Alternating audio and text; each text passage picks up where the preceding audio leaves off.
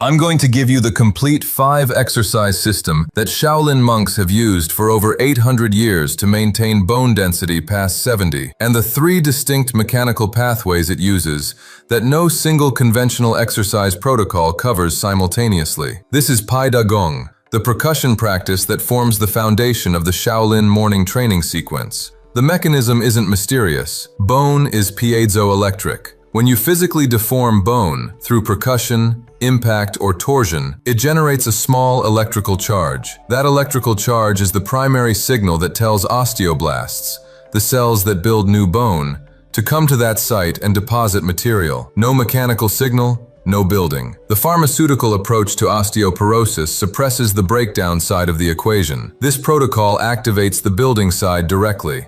A 2019 study published in the Journal of Bone and Mineral Research confirmed the impact mechanism specifically. 100 high-peak heel strikes per day increased hip bone density by 2.1% over 12 months without any other intervention. The monks in northern China have been generating exactly those impacts every morning for 8 centuries. There's also a third layer in this system, the distal extremities, the wrists and ankles, that neither percussion nor heel impact reaches, and that addresses the 2 fracture sites that come after hip fracture in prevalence. Most men never load those bones in any direction that produces a piezoelectric signal. That changes today. Before anything else, tap your sternum with your knuckles right now. A firm but light knock directly in the center of your chest. If you feel tenderness or sensitivity from that gentle percussion, not sharp pain but noticeable sensitivity, that's a signal that the periosteum hasn't received regular mechanical stimulation. Bone that's regularly loaded handles light percussion without discomfort. Write down your sensitivity level from 1 to 10. That's your starting point. Here is what bone loss after 60 actually is. It is not a calcium deficiency. The calcium is there. The problem is that the body has stopped receiving the mechanical signal to deposit it into bone. Bone is constantly being broken down by osteoclasts and rebuilt by osteoblasts. Until the mid-30s, osteoblasts win. After that, the balance shifts. The remodeling cycle slows. The ratio tips toward breakdown. The signal that drives osteoblast activity is mechanical. Specifically, the piezoelectric charge that bone generates when it's physically deformed. Remove that signal, the bone disappears. Restore it, the bone returns. That is Wolff's law, confirmed in 1892 and validated by every bone density study since. The limitation of how this principle gets applied in Western exercise medicine is that it applies only to axial weight bearing, compression through the long axis of the limb, walking, squatting, deadlifts. That stimulates the femur, the tibia, the vertebrae. It matters. But it reaches only the bones that bear weight directly. Your sternum never bears axial load. Your ribs don't. Your wrists and distal radius don't receive the impact signal from walking. Those flat bones and distal bones, sternum, ribs, wrists, ankles, are the sites that lose density first in sedentary men after 60, and they are the sites that no standard exercise protocol addresses. The 3 layers of this system cover the skeleton completely. Each layer uses a different mechanical pathway to produce piezoelectric signal in a different class of bone. Together they reach what no single modality can. The first layer is Qigong, percussion of the flat bones. Stand upright, feet hip-width apart. Spine neutral. Make a soft fist with your dominant hand.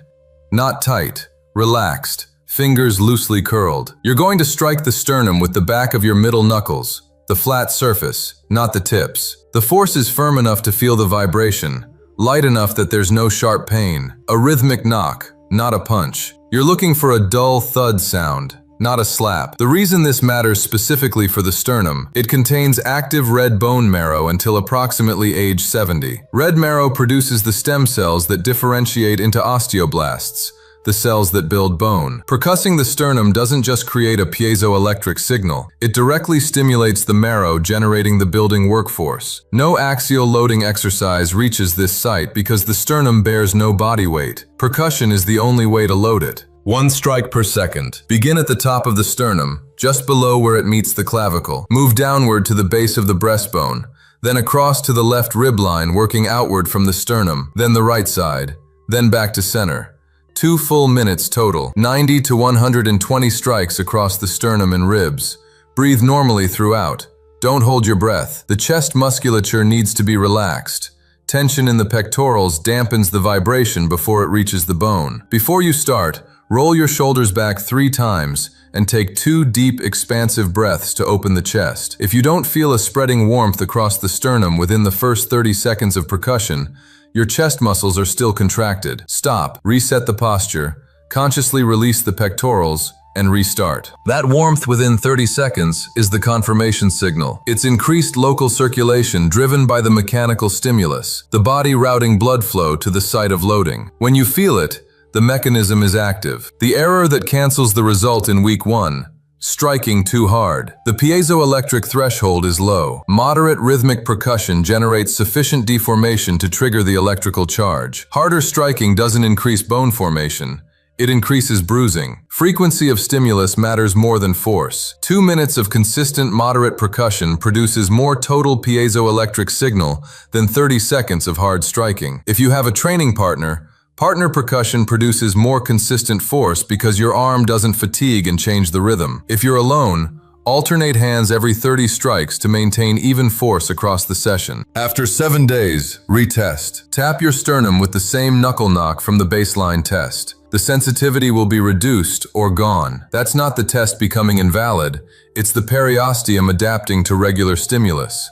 The bone is responding. Pai Da reaches the flat bones. The second layer targets the fracture site that matters most, and through a completely different mechanical pathway. The second layer is Duo Jiao Gong, Stomping Qigong. Hip fractures in men over 65 carry a 1-year mortality rate of approximately 25%, not from the fracture itself, from the immobility, the surgical complications, the pneumonia that follows confinement. The proximal femur, specifically the femoral neck, is the site, and walking alone doesn't adequately load it, because walking is a low-impact activity that doesn't generate sufficient piezoelectric signal to maintain density at that geometry. The monks in northern China use heel impact, 100 strikes per foot, per session. Duo Jiao Gong generates 3 to 4 times body weight in impact force, transmitted through the calcaneus, up the tibia, through the femur, and into the hip. That force is the signal the femoral neck is waiting for. Stand barefoot or in socks on a hard floor, not carpet,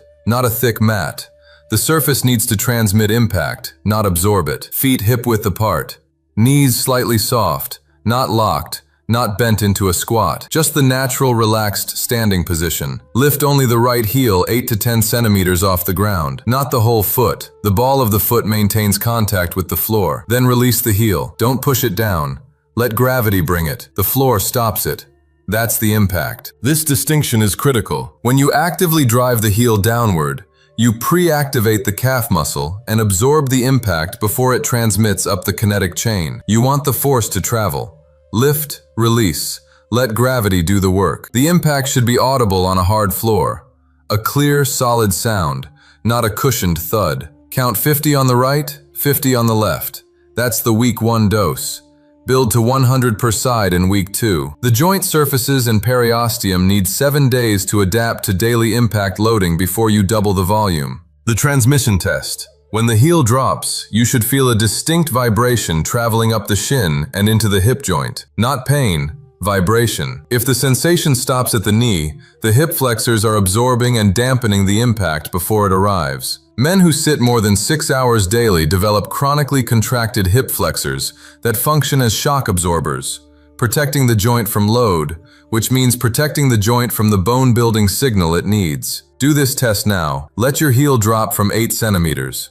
Does the vibration reach your hip? If it stops at the knee, spend 30 seconds in a standing hip flexor stretch before each stomping session. Back leg straight, forward knee bent, torso upright, and retest. After that release, the impact travels. Percussion reaches the flat bones. Heel impact reaches the femur and hip. The third layer addresses what both miss entirely. The third layer covers the distal extremities through torsional loading, the mechanical signal that produces bone formation through rotation rather than compression or percussion. Professional tennis players have 20% greater bone density in their dominant forearm compared to their non-dominant. Not from weight bearing. The arm bears no body weight during play. From the rotational force of every swing transmitted through the periosteum of the radius. Torsional load on a long bone stimulates periosteal bone formation through a piezoelectric pathway that's distinct from axial compression. The monks apply this deliberately.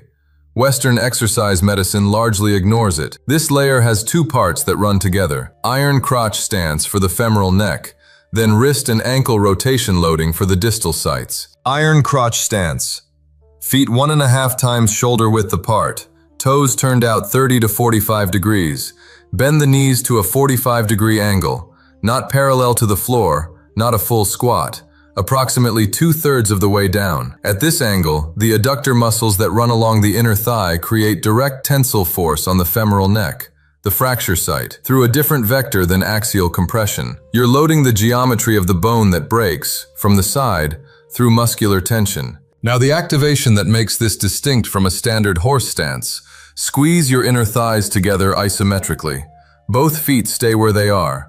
Create tension as if you're trying to drag them toward each other without movement. Feel that tension travel up the inner thigh into the groin. Simultaneously, add a gentle pelvic floor contraction, the same lift from Zhengzhou. That combination creates torsional load at the femoral neck. Adductor tension plus pelvic floor engagement together rotate the force vector in a direction that neither produces alone. Hold for 30 seconds. Release for 10. 4 repetitions. That's 2 minutes of femoral neck loading through a pathway that walking, squatting, and heel stomping don't reach. Move directly into wrist rotation loading. Extend your right arm forward, elbow slightly bent. Make a loose fist. Place your left hand over the right fist. Now rotate the right wrist slowly through a full circle. 10 rotations clockwise, 10 counterclockwise, while the left hand applies moderate resistance against the movement, not stopping it, making it work against resistance. The forearm muscles contract against the opposing force. That contraction pulls on the periosteum of the radius and ulna. Periosteal tension is a direct osteoblast recruitment signal. The radius is the most common fracture site after hip, the bone that breaks when you fall and catch yourself with an outstretched hand. Men over 60 lose density there specifically because no standard exercise loads it rotationally. 10 circles each direction, each wrist. Switch sides. 2 minutes total. Finish with ankle rotation loading. Sit on a chair or the floor. Cross the right ankle over the left knee. Hold the right foot with both hands.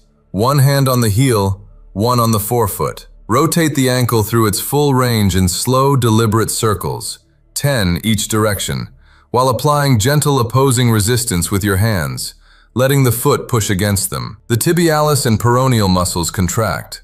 The load distributes across the distal tibia, the fibula, and the talus, the ankle fracture sites. 10 circles each direction, each ankle. 2 minutes. The complete sequence. Pai Da, 2 minutes. Duo Jiao Gong, 50 to 100 drops per foot. Iron crotch stance with adductor contraction. 4 30-second holds. Wrist rotation loading. 10 circles each direction per wrist. Ankle rotation loading. 10 circles each direction per ankle. Total, 12 to 15 minutes. Hard floor, no equipment. If you want the nutrition layer that supplies the raw material for this practice, plus the complete 90-day Shaolin protocol for muscle, sleep, and energy, it's all in the Western Monk Guide. Over 100 pages built for men over 50. Link in the description. 3 problems you will run into: no chest warmth during Pai Da, and no change in sternum sensitivity after a week. The diagnosis is contracted pectorals dampening the vibration. The correction is always the same. Posture reset before you begin. Shoulders back, 2 expansive chest breaths, conscious pectoral release, then start percussion on an open chest. If you've been doing Pai Da hunched forward with rounded shoulders, you've been vibrating your chest wall, not your sternum. Heel drops produce knee pain rather than hip vibration. Hip flexor tightness is the diagnosis in the vast majority of cases. It's nearly universal in men who sit for most of their working hours. The hip flexors act as shock absorbers when contracted, protecting the hip from impact and concentrating the force at the knee instead. The standing hip flexor stretch before each stomping session is not optional if this is your experience. 30 seconds per side, torso upright, back leg straight. After the release, retest the transmission before proceeding. If knee pain persists after consistent hip flexor release work across 2 weeks, reduce the drop volume and consult a physiotherapist before continuing. Wrist rotation produces sharp pain at the outer wrist on the third or fourth rotation. Existing distal radius compression is the diagnosis. Years of flexion and extension loading without rotational loading have narrowed the joint space in the rotational plane. The correction: reduce the hand resistance to near zero for the first week. Let the rotation be fully unloaded. Just the range of motion, no opposing force. In week 2, introduce the lightest touch of resistance. The joint needs to adapt to the rotational vector before it tolerates load in that plane. Sharp wrist pain during unloaded rotation is the indicator to seek imaging before continuing. Timeline. First session. Chest warmth from Pai Da within 30 seconds of correct execution. Mild inner thigh fatigue from the iron crotch stance. Those are the session 1 signals. Week 1. Sternum sensitivity on the knuckle test begins to reduce.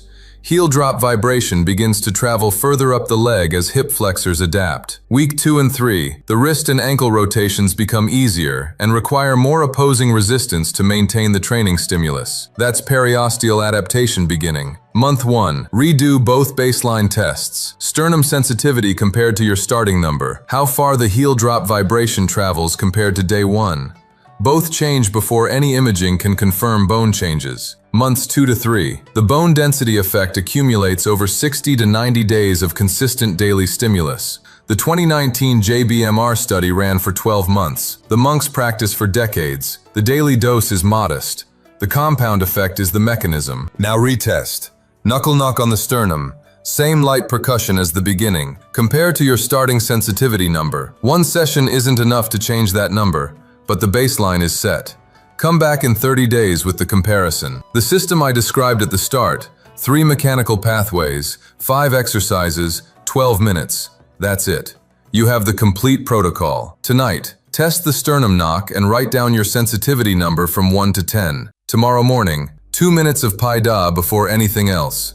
Shoulders back, chest open, 1 strike per second across the sternum and ribs. That's the only action required tomorrow. One warning: if you have diagnosed osteoporosis with a T-score below -2.5, start with Pai Da and the wrist rotation loading only in week 1. Add heel drops in week 3 after the periosteum has begun adapting to the lighter stimuli. Don't introduce all 5 elements simultaneously with already compromised bone. Subscribe if you want the nutrition layer of the Shaolin bone protocol, the specific food that supplies the raw material this practice turns into dense bone. That's the next video. Leave your sternum sensitivity number in the comments right now, before and after you try the Pai Da. That single number will tell me exactly where most of you are starting from, and if someone you know is on Fosamax or any bisphosphonate, send this to him.